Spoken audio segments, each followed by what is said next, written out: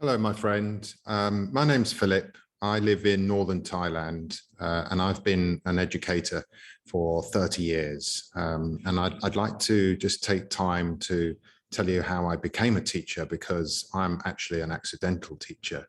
I left school at 18. I couldn't wait to get out of the classrooms, and I wanted to get out into the real world.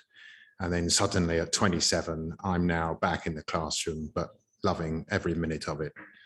So on September the 7th at 4:30 p.m., 1991, I remember it very, very well, an Aeroflot flight landed from Moscow. Well, it would come from London to Moscow, and it touched down in the old Bangkok airport at 4:30 p.m. And some strange feeling came across me. It sort of felt as if I'd come home. I couldn't explain that. I'd got together £1,000. It was only a one-way ticket because I wanted more spending money for my travels. So I had the £1,000. I had hoped to, last 6 months or so. But by December, early December, the money's nearly all gone. I'm down to £50, and I'm either going home to England in the middle of a freezing cold winter, or I'm going to try and get an English teaching job, which I vaguely knew about. So at the bottom of my rucksack, I had a crumpled shirt, a tie, and a pair of trousers. And the lovely lady at the guest house I was staying at in Khao San Road in Bangkok ironed them for me. And so one morning, early morning, I set out into the jungle, the concrete jungle of massive traffic jams in Bangkok. And I don't know, an hour or two later, I'm in the middle of town. I found two of the schools on my list. Both wanted a degree, and I didn't have one. So I suddenly realized that there was a bit of a problem. And I can't tell you how hot it was. So that was it. That was enough for the day. So I went back to my lovely guest house and all my travel friends. Anyway, the next day I went back into town, and I now realized that I had to have a degree.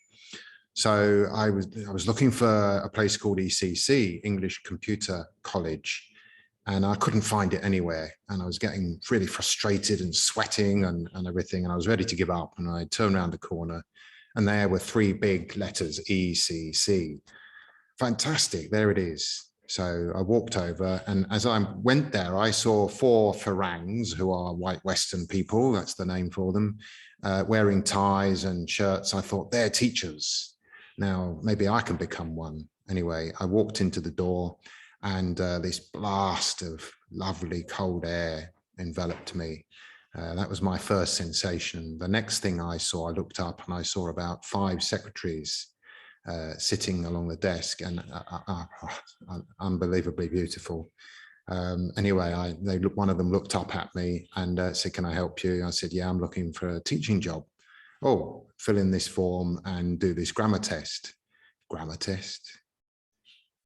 I was trying to remember my French lessons at school. What's a French present perfect, prepositions, all that kind of thing. So I had to do the grammar test, and I thought I'd failed that. And then I filled in the form, and I said I had a degree in English. So they said, "Oh, could you sit over there?" So I was waiting in the chair, and, I was waiting 40 minutes, and, my Aries impatience was beginning to kick in. And I was just thinking, well, I'm just going to give up. Everybody's forgotten me. And suddenly the beautiful girl comes along and says, "Oh, come this way." So I climb up the stairs, and she puts me outside this big, solid mahogany or oak door. And in the middle of it is managing director on a brass plate.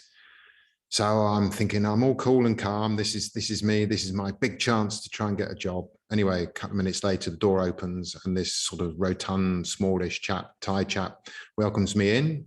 And he's got a huge desk, clearly lots of money, sits down. And just as I'm sitting down, behind him, I see this big London A to Z map. So I jokingly said to him, "Oh, I see you like London." He says, "Oh, it's a fantastic city." And then he started talking to me for 5 minutes about London and how much he loved London and England and English people. And then after all that, he said, "Right, I'll take you through to the head teacher, David, now." So, that was a good interview. Didn't even answer a question. So he took me through to David, and David was sitting at his desk. He was wearing glasses with a wisp of hair back. He looked a bit older than me. I was 27, maybe he was in his 30s. And I started chatting to him, and he was from Bolton. And I'd just been living for 4 years in Stockport, Manchester. So I was chatting away to him. He was asking me questions. And then at one point he said, so have you got any previous experience? Now, a fellow traveler had told me that this is the question they ask you. And then you say, not really, but I did teach some local villages in Spain. So I said, oh, not really, Dave, but you know, I did teach some villages in Spain once. And he thumped the desk and he said, just how I started. Oh, okay. So immediately he said, right, when can you start? And you know, I love music, but this was serious music to my ears. But now I had to sort of pretend that I wasn't really desperate for a job. So I sort of, as if I consulted my diary, I said, well, I can't really make tomorrow, Dave. Day after, he said, fine.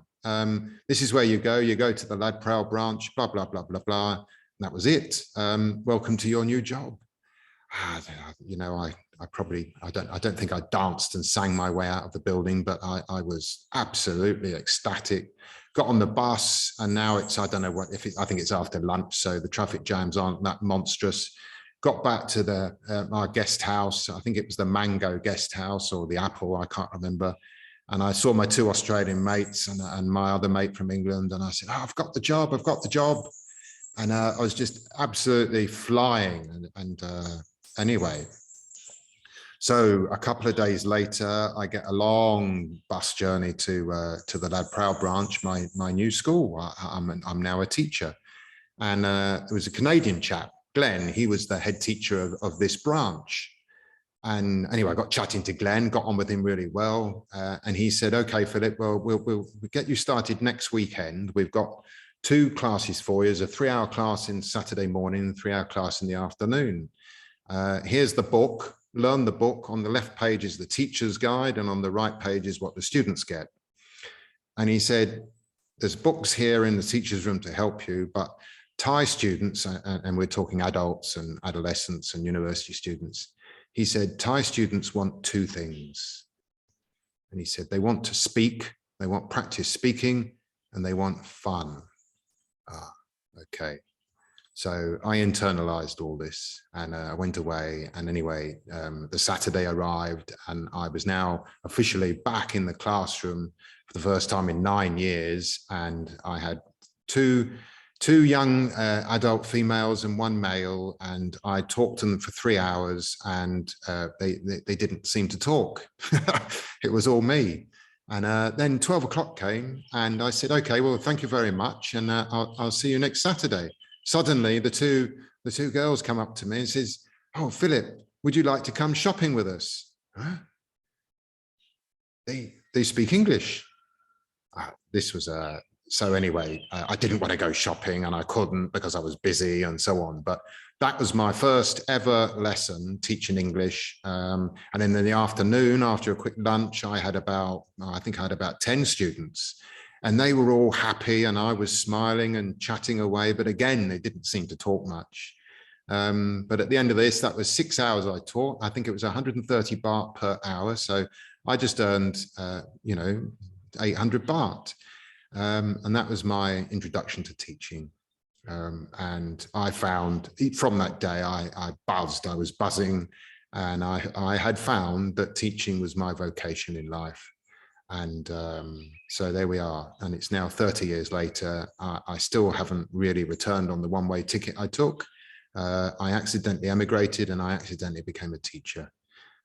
Okay, I'm going to, in the next video that you see, I'm going to talk about the state of education during this 30 years. And I'm going to talk about the approach that I take in my classroom, because basically it's nothing like classrooms all over the world. I never forget what Glenn, my first head teacher, said. I've no idea where he is now. He said they want to practice speaking and they want fun. And that's all I've ever done since. Okay, you'll find another video further down the page. I'm building my page at the moment, so I'll be back in a minute with you. Carry on reading, perhaps.